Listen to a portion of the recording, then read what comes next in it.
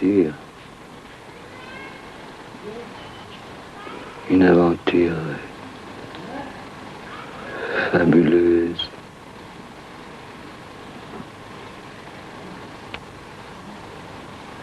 N'est-ce pas, mère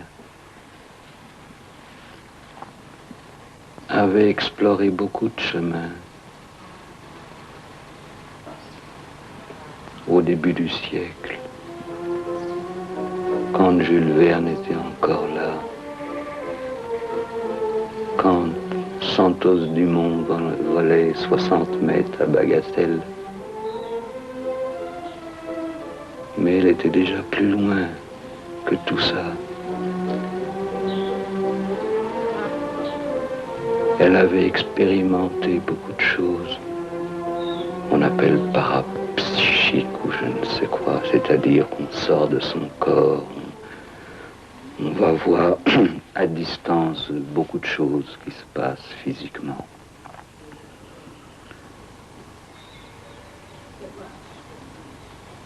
Et tout ça ne lui paraissait pas le but. On sort de son corps, oui. On va explorer loin et on voit comme physiquement ce qui se passe là-bas. On prend contact avec des forces qui meuvent les orages, la nature, la pluie. On peut faire figure de prophète, de thaumaturge. Elle avait exploré tout ça déjà quand Jules Verne avait terminé, quand Einstein avait à peine commencé.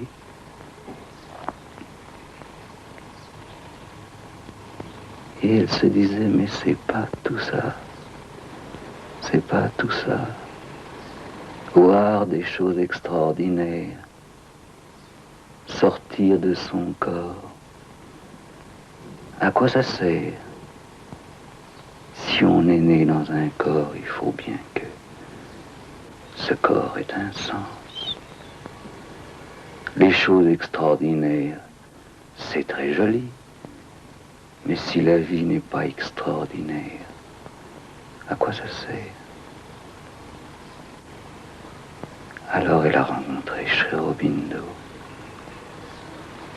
qui lui a montré le chemin plus loin, le chemin dans le corps.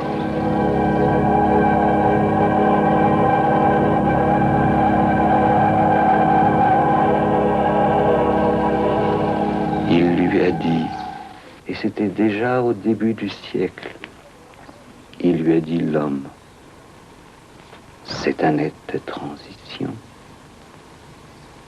Ça va pas rester toujours comme ça, avec cette intelligence, ou même ces pouvoirs extraordinaires, supraphysiques, ou même avec ces pouvoirs extraordinaires scientifiques.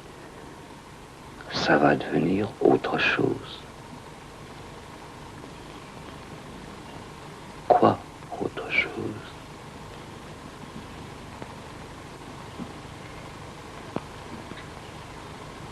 Et puis Sri Aurobindo est partie. Elle était toute seule. Sri Aurobindo avait dit très peu de choses, bien qu'il eût écrit beaucoup de volumes. Mais il avait dit très peu de choses du secret. Qu'est-ce que c'est que cette autre chose? Ce qui va venir après l'homme, ou ce qui va sortir de l'homme. Ça ne va pas tomber du ciel, n'est-ce pas? S'il y a une étape après l'humain, il faut la fabriquer. Il faut qu'elle sorte de nous. Et d'où va-t-elle sortir? Pas de notre intelligence, évidemment. L'évolution, ça se passe dans le corps. Alors seule, à près de 80 ans, elle a commencé chemin. Le chemin de demain. Du demain de quoi? On ne sait pas. Est-ce qu'un singe savait ce que pouvait être un homme? N'est-ce pas? Et dans ce pas savoir, dans cet inconnu, il y a une grande angoisse, n'est-ce pas? On marche dans rien, on est dans rien, parce que si on était dans quelque chose, c'est qu'on serait dans le vieil homme. Le demain de l'homme, il est rien encore. Il faut, c'est comme la forêt. Et on ne la connaît pas, il faut traverser. Quand on a traversé, alors après on peut comprendre qu'il y a des contours, des rivières, une forêt. Mais quand on est dedans, c'est des arbres et des arbres et des arbres. Et où ça va? Et puis, je suis arrivé un jour à Pondichéry. J'avais aussi, à ma façon enfantine ou désespérée, je ne sais pas, j'avais frappé à beaucoup de portes, j'avais beaucoup cherché. J'avais été dans la forêt vierge, en Guyane. Et puis l'aventure, mon Dieu, eh bien quoi? L'aventure, ça se referme sur soi-même. On est prisonnier de la forêt vierge aussi. On est prisonnier d'une histoire quelconque qui se referme sur elle-même. Au bout d'un certain temps, vous pouvez avoir eu les aventures les plus extraordinaires, le cercle se referme. J'ai cherché de l'or. On ne peut pas passer sa vie à chercher de l'or. J'étais au Brésil, en Afrique. Je suis devenu sannyasine en Inde. J'ai été sur les routes. J'ai connu le tantrisme. Ils ont voulu m'apprendre ces soi-disant pouvoirs extraordinaires qui me semblaient si peu extraordinaires. Et puis quoi, n'est-ce pas? Au bout de tout ça, et puis quoi? Au bout de tout ça, on reste un homme avec sa question, avec son manque de plénitude, avec pas de vrai sens.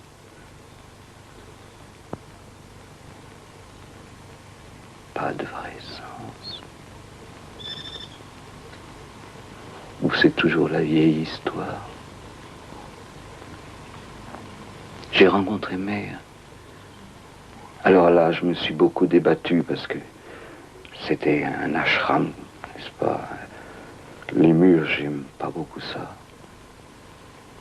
Mais elle a été patiente avec moi. Si patiente.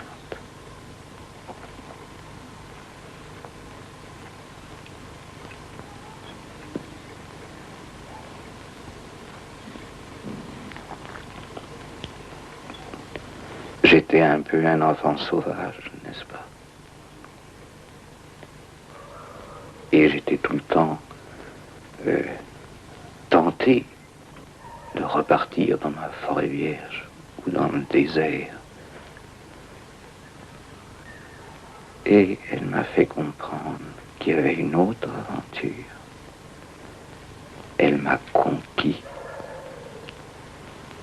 Alors, j'ai eu cet extraordinaire privilège qu'elle me raconte son aventure impossible dans cette forêt vierge de l'avenir, où elle tâtonnait, où elle se cognait, où elle recevait beaucoup de coups. Parce que si on veut sortir de cette vieille espèce humaine et trouver ce qui sera le demain de l'homme, n'est-ce pas? Pas son demain dans la tête, mais son demain dans la vie et dans le corps. On se heurte tout de suite à la vieille espèce. devenir une prochaine espèce, c'est très fou. Alors elle allait à tâtons. Mais à tâtons dans quoi? On va à tâtons dans son propre corps, dans la conscience de son propre corps. L'évolution, c'est dans le corps qu'elle se fait. Ce corps, c'est le pont avec ce qui va venir. C'est toujours dans des cellules que s'est passée l'évolution. Ces cellules ont changé de mode d'être ou de mode de fonctionnement. Alors, quel est le nouveau fonctionnement? Dès que on rentre, on descend dans cette conscience du corps, alors on se heurte à tout ce qui ne veut pas, n'est-ce pas, de cette expérience, de cette nouveauté. Tout ce qui est nouveau pour le corps est affolant.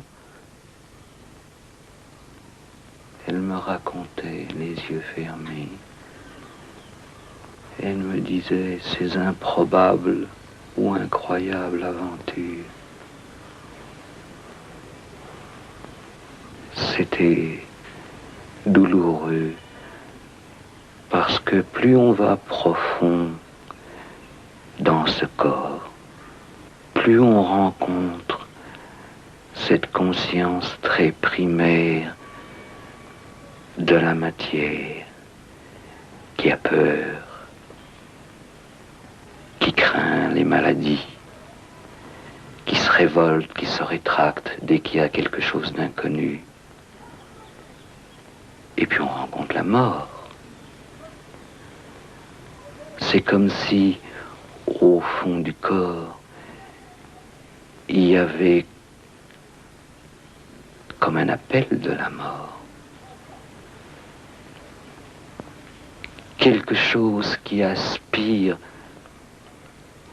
à ce que ça finisse, ce cauchemar de l'existence où il faut lutter, où on est... Je parle du corps, n'est-ce pas? Je parle pas de l'existence au milieu du monde. Je parle simplement le corps. Il faut lutter contre des maladies, des agressions, de vibrations qui viennent se jeter sur lui. Et quelque chose au fond qui a un désir que tout ça cesse, que ce cauchemar cesse. Et qui appelle la mort. Alors, c'est une étrange aventure, vraiment dans une forêt vierge, quelquefois cruelle et impitoyable, où on doit se débattre, non seulement avec les difficultés de son propre corps, n'est-ce pas, mais avec les difficultés de l'espèce environnante.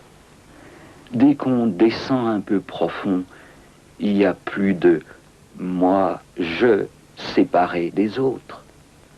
On sent que ces cellules, elles communiquent immédiatement avec tout. C'est comme cela que l'animal vit. Pour lui, le monde n'est pas extérieur. Il sent tout ce qui se passe autour de lui comme si c'était en lui. N'est-ce pas? Il n'y a pas de moi, je, et puis des autres. Alors plus on descend dans cette conscience corporelle, plus on descend dans l'unité complète de la matière humaine. Il n'y a pas de distance, il n'y a pas de là-bas, il n'y a pas d'autre. Alors l'expérience assez fabuleuse et aussi assez terrible, l'expérience fabuleuse, c'est que le corps, la conscience du corps est comme partout répandue.